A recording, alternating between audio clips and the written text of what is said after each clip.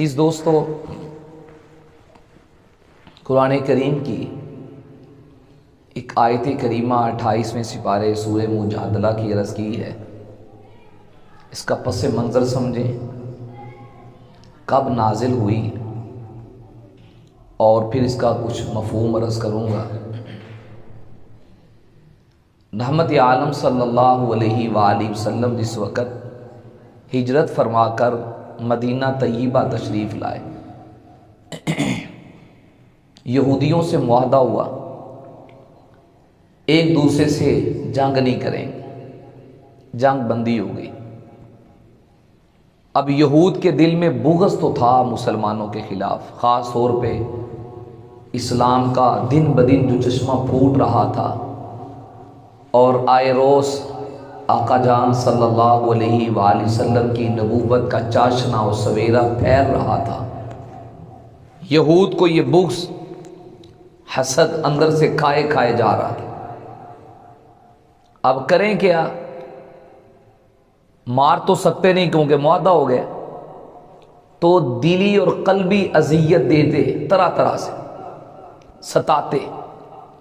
ان ستانے کی صورتوں میں اس رکوع میں اللہ تعالیٰ نے دو واضح صورتیں بیان فرمائیں، اور بھی ہیں۔ ایک صورت یہ تھی کہ مسلمانوں اپنی بات انہوں نے رحمت عالم صلی اللہ علیہ وآلہ وسلم کے ساتھ کرنا ہوتی، کچھ منافق قسم کے لوگ تیار کرتے مسلمانوں کو تکلیف دینے کے لیے۔ وہ حضور کے پاس آتے، کہتے یا رسول اللہ آپ سے کچھ کام ہے، ہم نے کام آپ کے کان میں سرگوشی کرنی، کوئی بات کہنی ہے۔ آپ رحمت للعالمین ہیں، دنیا میں آج تو تھوڑا سا کسی کو عہدہ ملے نا تو وہ پہلے جیسا رہتا ہی نہیں، کسی غریب نہ سلام لے کے راضی نہیں ہوتا۔ یہ میرے آقا کی عاجزی تھی، دونوں جہانوں کے سردار ہونے کے باوجود اگر بوڑھی اماں بلا لیتی تو جب تک وہ پیچھے نہ ہٹتی حضور خود پہل نہ کرتے تھے، اس کی بات سننے کے لیے حضور کھڑے ہو جاتے۔ مولانا الطاف حالی رحمۃ اللہ علیہ نے کیا خوب کہا ہے، وہ نبیوں میں رحمت لقب پانے والا، مرادیں غریبوں کی بر لانے والا، مصیبت میں غیروں کے کام آنے والا، وہ اپنے پرائے کا غم کھانے والا، فقیروں کا ملجا، ضعیفوں کا ماوا، یتیموں کا والی، غلاموں کا مولا، خطا کار سے درگزر کرنے والا، بد اندیش کے دل میں گھر کرنے والا، مفاسد کا زیر و زبر کرنے والا، قبائل کو شیر و شکر کرنے والا، وہ بجلی کا کڑکا تھا یا صوت ہادی، عرب کی زمین جس نے ساری ہلا دی، اتر کر ہی راہ سے وہ سوئے قوم آیا، ایک نسخہ کیمیا ساتھ لایا، پلٹ دی جس نے ایک آن میں سب کی کایا، کھرا اور کھوٹا الگ کر دکھایا۔ نبی دو عالم صلی اللہ علیہ وآلہ وسلم وقت عنایت فرما دیتے۔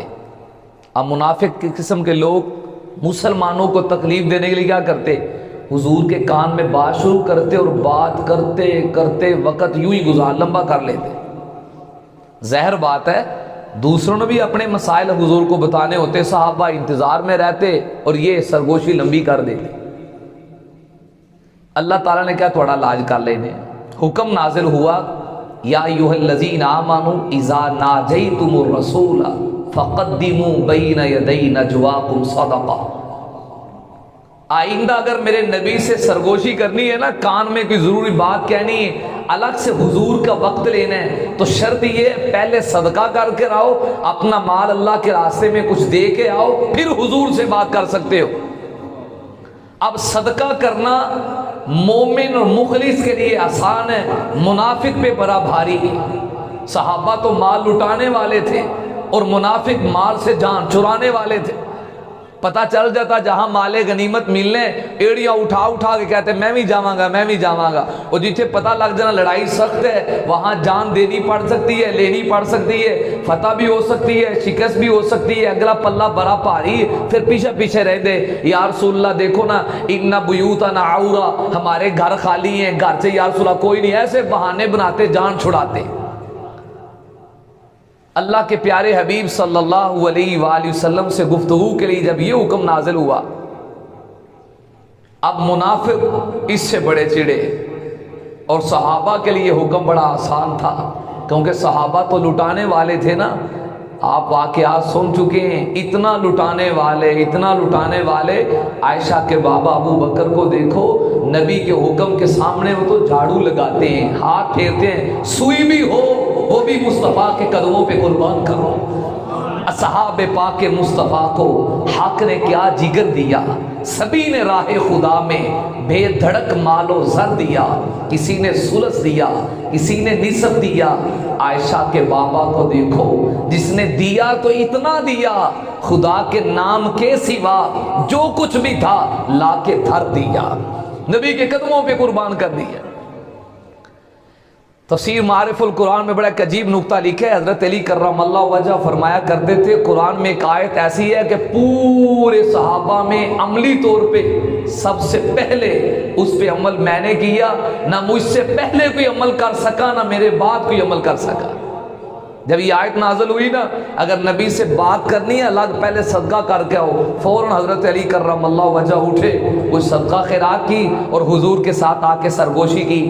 اب چونکہ سارے صحابہ تو مالدار نہیں تھے نا، بعض غریب صحابہ تھے، کہنے لگے اگر حضور سے بات کرنی ہو تو شرط یہ ہے کہ صدقہ کر کے آؤ، اور ہمیں تو خود صدقہ لگتا ہے، ہم تو اتنی استطاعت کے مالک نہیں ہیں کہ صدقہ خیرات کریں. اللہ نے اس آیت کی تلاوت کو باقی رکھا، حکم کو منسوخ کر دیا. نسخ کی 3 قسموں میں ایک یہ بھی آتی ہے، منسوخ التلاوت دون الحکم. بعض وہ ہیں جن کی تلاوت باقی ہے، حکم باقی ہے، اور بعض وہ ہیں جن کی تلاوت منسوخ ہو گئی، حکم باقی ہے. منسوخ التلاوت والحکم، بعض کی تلاوت حکم دونوں منسوخ. منسوخ تلاوت دون الحکم، بعض کی تلاوت منسوخ حکم باقی. اور منسوخ الحکم دون تلاوہ، بعض کا حکم منسوخ تلاوت باقی. یہ آیت بھی ان میں سے ہے. اللہ نے ان لفظوں کی تلاوت تو باقی رکھی، حکم کو منسوخ کر دیا. ایک علاج کیا منافقوں کا اس شرارت کے ساتھ. دوسری شرارت وہ تھی جو آیت کریمہ آپ کے سامنے پڑی. اب مسلمانوں کو تکلیف دینے کے لیے کیا کرتے، 2 مسلمان جا رہے ہیں تو 2 یہودی آپس میں کانا پھوسی کرتے، سرگوشیاں کرتے، منافق کان لگا کے ایک دوسرے سے باتیں کرتے، مسلمانوں کو دیکھ کے اشارہ کرتے. اور جڑے بندے نا پہلا تھوڑی جی اینڈ سلینگ بگڑی ہوئے، جو 2 بندے کان جوڑ کے گلاں کرن، تیجا بندہ کی سمجھتا ہے اے میرے خلاف ہی لگے ہوئے. تو مسلمان کو تکلیف دینے کے لیے، پریشان کرنے کے لیے وہ کانوں میں سرگوشیاں شروع کر دیتے، ایک دوسرے کانوں میں باتیں کرنا شروع کر دیتی. مسلمان پریشان ہو گئے. مجھے ذرا دل سے بتاؤ، بات یاد آ گئی، اس وقت مسلمان کون تھے؟ بولیں تھوڑا جا، ایسے ساڑھے بچے نے طالب علم نے تو تھوڑا بولنا ہے. وہ کون تھے اس وقت؟ صحابہ کے بارے میں اگر کوئی کان میں بات کرے، اللہ کو یہ بھی برداشت نہیں آتا تو کوئی تبرہ صحابہ پہ کرے، رب برداشت کیسے کر سکتے ہیں؟ یہ جماعت اتنی پیاری ہے اللہ کو، خالص مخلص لوگ. اب اللہ نے حکم نازل فرمایا، الم تر ان اللہ یعلم ما فی السماوات و ما فی الارض. اے منافقو، یہودیو، اور تم کانوں میں باتیں کر کے ایک دوسرے کے قریب کی کانا پھوسیاں کر کے یہ سمجھتے ہو نبی کے صحابہ کو تکلیف دیں، کسی کو پتہ ہی نہیں چلا ہم کون سی باتیں کر رہے ہیں. میں اتنی بصیرت والا ہوں، میرا علم اتنا ہے، تم تو کانوں کی بات کو سمجھتے ہو. یعلم ما فی السماوات و ما فی الارض، آسمان پہ کیا ہو رہا ہے میں رب اسے بھی جانتا ہوں، زمین کی تہوں میں کیا ہو رہا ہے میں اسے بھی جانتا ہوں، فلک کی بلندیوں میں کیا ہو رہا ہے میں اسے بھی جانتا ہوں. یعلم ما فی السماوات و ما فی الارض، میں تو آسمان و زمین کے ذرے ذرے سے واقف ہوں. تم یہ نہ سمجھنا کانوں میں بات کر کے چھوٹ جائیں گے، رب کو کون سا پتا. وَمَا اللَّهُ بِغَافِلٍ عَمَّا تَعْمَلُونَ، تمہارے عمل سے میں غافل نہیں ہوں. کوئی جو کچھ بھی کرتا ہے میں رب سمیع بھی ہوں، بصیر بھی ہوں، دیکھتا بھی ہوں، اس کو سنتا بھی ہوں، دیکھتا بھی ہوں، سنتا بھی ہوں. ابھی راستے میں آتے ہوئے ایک بات یاد آئی. آج کل دیکھو انسان نے کتنی ترقی کر لی. گاڑی آدمی چلا رہا ہے اور چیک اپ کرنے والا، اس کے خلاف چلان کاٹنے والا وہ اپنے بند کمرے میں، گاڑی موٹر وے پہ گھوم رہی ہے، حضرت تیز اسپیڈ سے گزر رہی، وہ پیچھے سے گاڑی لگا کے آگے والا کہتا ہے اس کو روک لو جی، اس نے اسپیڈ تیز کی ہے. بندہ پوچھے تو کہڑا میٹر ویکھیا ہے، وہ ادھر بیٹھا ہوا ہے، گاڑی کہاں جا رہی ہے، لیکن انسان نے ایسے آلے تیار کر لیے ہیں کہ بند کمرے میں تیز رفتار گاڑی کس کو پتا چل رہا ہے سوئی اوپر کہاں سے گئی، تیز کہاں سے ہوئی، لین کی خلاف ورزی کہاں سے ہوئی۔ جو انسان کا عقل ہے اس نے اتنی ترقی کر لی، اس کی نظر سے کوئی چیز مخفی نہیں رہ سکتی، حتیٰ کہ یہاں تک ہم نے سنا ہے کہ گاڑی میں گفتگو کیا ہو رہی ہے وہ بھی اندر ریکارڈ ہو جاتی ہے، آپس میں باتیں کیا کر رہے تھے۔ ابھی مالک سے کال کرو آپ کی گاڑی کہاں جا رہی ہے، وہ بتائے گا فلان جگہ پہ جا رہی ہے، گاڑی میں اتنے بندے بیٹھے ہوئے ہیں، اتنی سپیڈ سے گاڑی چل رہی ہے، اس طرح جا رہی ہے، وہ مالک گھر میں بیٹھا سارا کچھ بتا رہا ہے۔ اگر انسان نے اتنے آلے تیار کر کے اتنی ترقی کر لی ہے تو اسے کیا کہو گے جو انسان کو قوت دینے والا سمیع بھی ہے، بصیر بھی ہے۔ اس لیے یہ نہ سمجھنا کہ کوئی گڑبڑ کر کے رب کو پتہ نہیں چلے گا، اللہ یہی سبق دینا چاہتے ہیں۔ الم تر ان اللہ یعلم ما فی السماوات و ما فی الارض، آسمان و زمین جو کچھ اس میں ہے سب کا ذرے ذرے سے رب واقف ہے، اللہ سب کو جانتے ہیں۔ آگے کیا فرمایا، ما یکون من نجوا ثلاثۃ الا هو رابعهم، تین آپس میں بات نہیں کرتے چوتھا رب وہاں موجود ہوتا ہے۔ ولا خمسۃ الا هو سادسهم، تم پانچ آپس میں بات نہیں کرتے چھٹا رب وہاں موجود ہوتے ہیں۔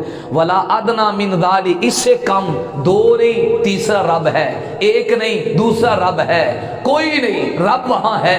حتیٰ کہ سورہ طٰہٰ میں ہے کمال، فرمایا یعلم السر واخفی، سبق پڑھاتے ہوئے یہ بات سامنے آئی، یعلم السر واخفی، اللہ کہتے ہیں میں سر کو بھی جانتا ہوں اخفا کو بھی جانتا ہوں۔ سر کا معنی بھی پوشیدہ اور اخفا کہتی پوشیدہ کو خفی چیز کو ہے۔ اب ایک ہی معنی کے دو لفظ اکٹھے آ جائیں تو فصحاء بلغاء کہتے ہیں یہ فصاحت کے خلاف ہے، اور قرآن تو سب سے زیادہ فصیح افصح الکتب ہے۔ یہاں اکٹھے لفظ کیا ہے تو علماء نے فرق لکھا ہے، اگرچہ سر کا معنی بھی آہستہ باز، خفی کا معنی بھی آہستہ باز، لیکن دونوں میں فرق ہے۔ اتنی آدمی آہستہ باز کہے کہ اس کی آواز سے منہ میں رہے باہر نہ نکلے اسے سر کہتے ہیں، اور اتنی آہستہ کہ منہ میں بھی نہیں کہی، اس نے دل ہی دل میں سوچی، اسے اخفا کہتے ہیں۔ اب رب کہتا ہے یعلم السر واخفا، کسی نے اتنی آہستہ بات کہی جب اس کے منہ میں تھی باہر نہیں نکلی، یعلم میں اسے بھی جانتا ہوں، اور کسی نے اتنی آہستہ کہی کہ منہ میں نہیں دل میں سوچا تھا میں رب اسے بھی جانتا ہوں۔ اور بعض نے یوں فرق لکھا، سر اس پوشیدہ آواز کو کہتے ہیں جو صرف دل میں پیدا ہوئی ہو، اور اخفا کہتے ہیں جو ابھی دل میں پیدا ہوئی نہیں۔